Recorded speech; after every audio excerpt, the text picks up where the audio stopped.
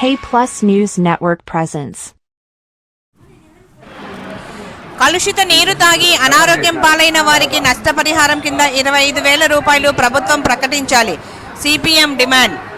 జమ్మలమడుగు, కన్నెల్లూరు, నేతాజీ నగర్లో ఉన్న ప్రజలు కలుషిత నీరు తాగి అనారోగ్యం పాలై ప్రభుత్వ ఆసుపత్రిలో చికిత్స పొందుతున్నారు. వారిని పరామర్శించిన సిపిఎం కార్యదర్శి జి యేసుదాస్, సిపిఎం పార్టీ నాయకులు విజయ్, వినయ్లు మాట్లాడుతూ కన్నెల్లూరు, నేతాజీ నగర్ ప్రజలు నీరు కలుషితమవుతుందని అధికారులకు తెలియజేసిన వారు నిర్లక్ష్యం వహించడంతో కలుషిత నీరు తాగి దాదాపు 25 నుంచి 30 మంది దాకా అస్వస్థతకు గురయ్యారని వారు తెలిపారు. సకాలంలో అధికారులు స్పందించకపోవటం వల్ల ఈ ఘోరం జరిగిందని, అధికారులు స్పందించి ఉంటే ఈ అనర్థం జరిగేది కాదని, అధికారుల నిర్లక్ష్యంతో ప్రజల ప్రాణాలతో చెలగాటమాడుతున్నారని ఆవేదన వ్యక్తం చేశారు. బాధితులకు ప్రైవేట్ ఆసుపత్రికి పంపించి మెరుగైన వైద్యం అందించాలని వారు కోరారు. అస్వస్థతకు గురైన బాధితుల వివరాలు సేకరించి ప్రభుత్వం నుండి 25,000 రూపాయలు నష్టపరిహారం అందించాలని జమ్మలమడుగు ఎమ్మెల్యే గారిని కోరుతున్నామని విజ్ఞప్తి చేశారు.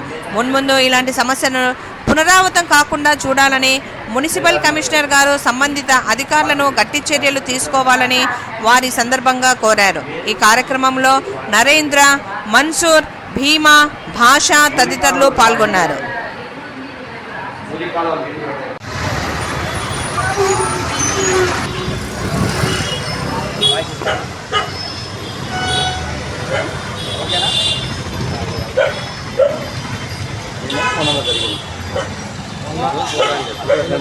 రెండవ తారీఖు నాడు జమ్మలమడుగు ప్రాంతంలో కన్నెలూరు అనేటువంటి వార్డులో మళ్ళీ కలుషిత నీరు తాగి దాదాపుగా 30 నుంచి 40 మంది అవస్థకు గురైనారు.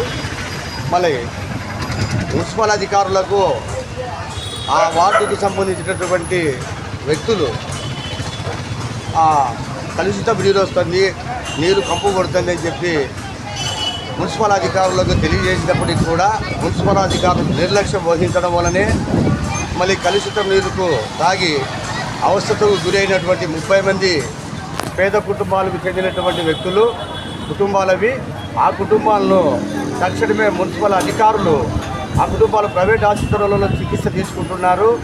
మళ్ళీ 100 పడకల ఆసుపత్రి గవర్నమెంట్ హాస్పిటల్ ఉన్నప్పటికీ కూడా ఒక 2-3 పేషెంట్లు కూడా ఇక్కడ సరైన చికిత్స అందియలేని పరిస్థితులు ఉన్నాయి. కాబట్టి మళ్ళీ ఇక్కడ నుంచి కడపకు ఈ పేషెంట్లను వాంతులు బేదులకు సంబంధించిన పేషెంట్ని కడపకు రెఫర్ చేయడము ఏమిటి అని చెప్పి ఈ 100 పడకల ఆసుపత్రికి సంబంధించినటువంటి అధికారులను మేము ప్రశ్నిస్తున్నాము.